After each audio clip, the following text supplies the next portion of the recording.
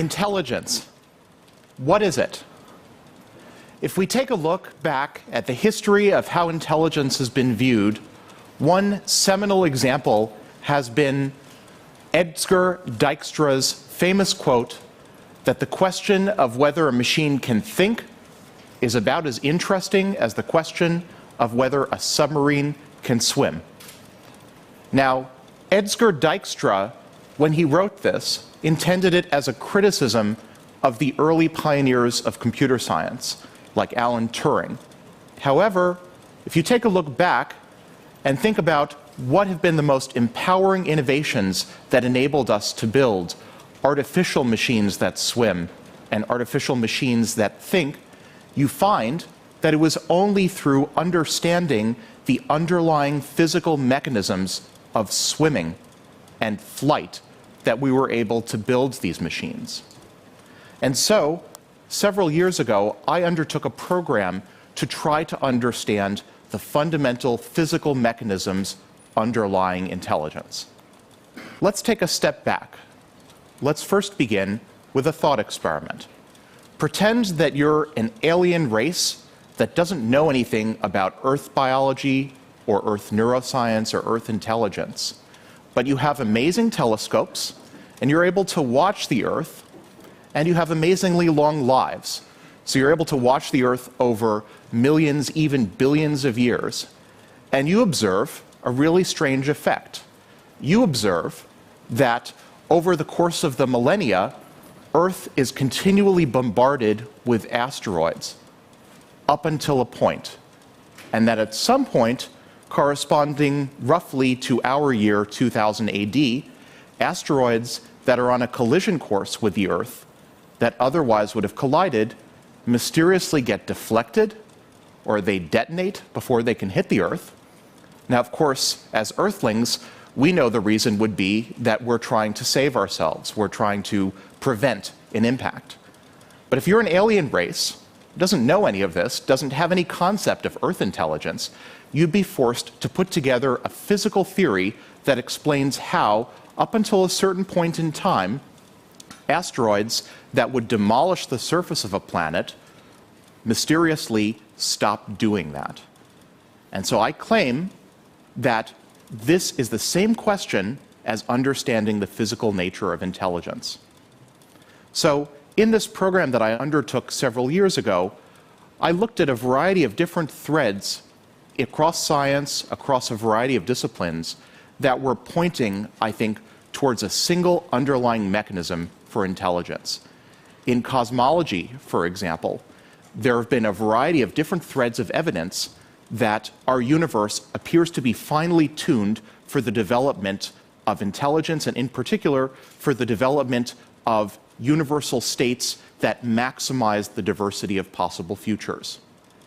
In gameplay, for example, in Go, everyone remembers in 1997 when IBM's Deep Blue beat Garry Kasparov at chess. Fewer people are aware that in the past 10 years or so, the game of Go, arguably a much more challenging game because it has a much higher branching factor, has also started to succumb to computer game players for the same reason. The best techniques right now for computers playing Go are techniques that try to maximize future options during gameplay.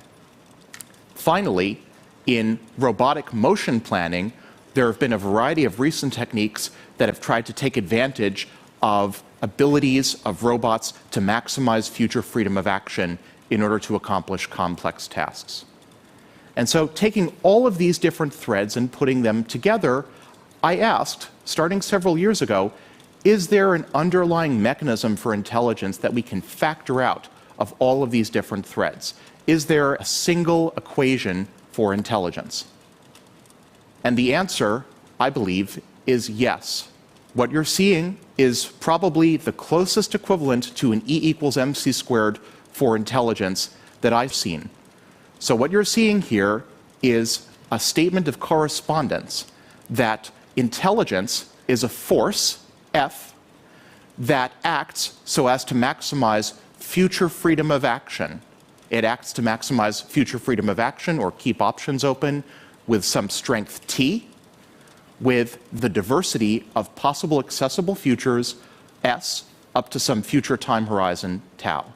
In short, intelligence doesn't like to get trapped. Intelligence tries to maximize future freedom of action and keep options open. And so, given this one equation, it's natural to ask, so what can you do with this? How predictive is it? Does it predict human-level intelligence? Does it predict artificial intelligence? So I'm going to show you now a video that will, I think, demonstrate some of the amazing applications of just this single equation. Recent research in cosmology has suggested that universes that produce more disorder, or entropy, over their lifetimes should tend to have more favorable conditions for the existence of intelligent beings such as ourselves. But what if that tentative cosmological connection between entropy and intelligence hints at a deeper relationship? What if intelligent behavior doesn't just correlate with the production of long-term entropy, but actually emerges directly from it?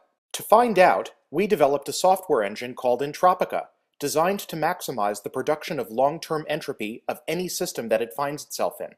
Amazingly, Entropica was able to pass multiple animal intelligence tests, play human games, and even earn money trading stocks, all without being instructed to do so.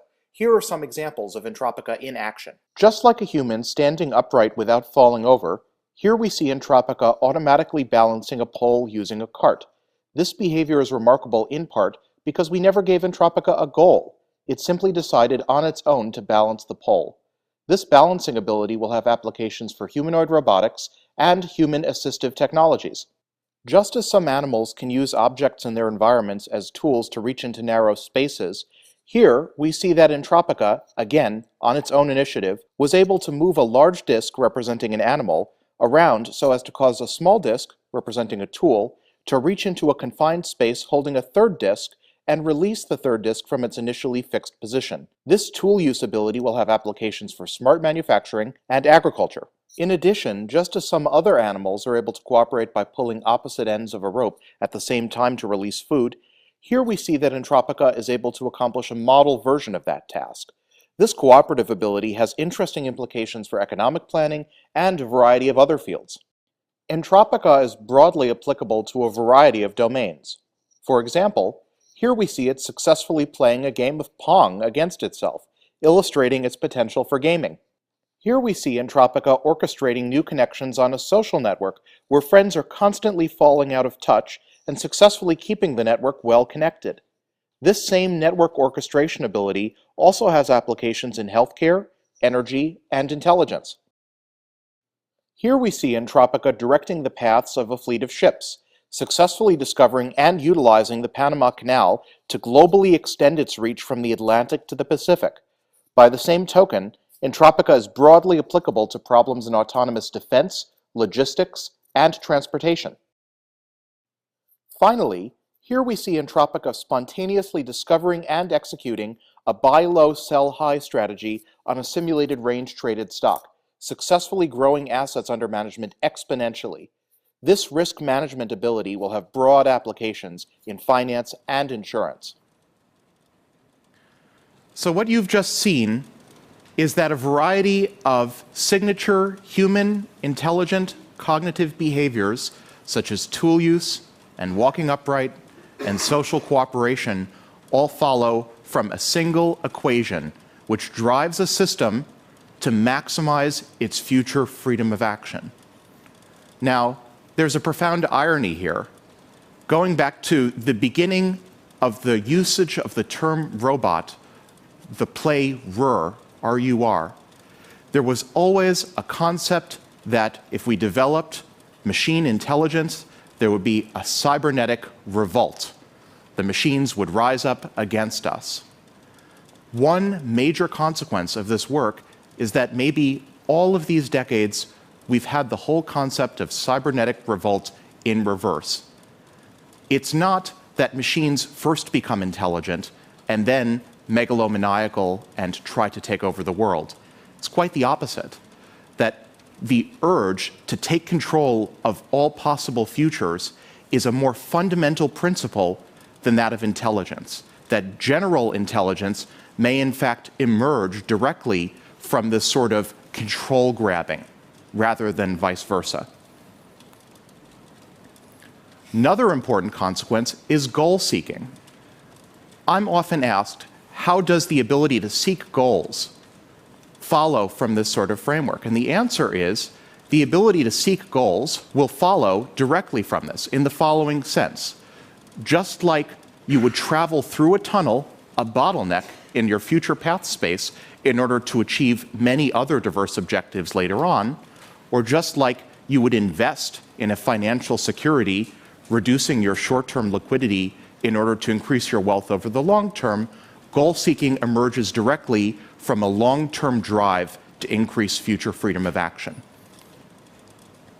Finally, Richard Feynman, famous physicist, once wrote that if human civilization were destroyed and you could pass only a single concept on to our descendants to help them rebuild civilization, that concept should be that all matter around us is made out of tiny elements that attract each other when they're far apart, but repel each other when they're close together.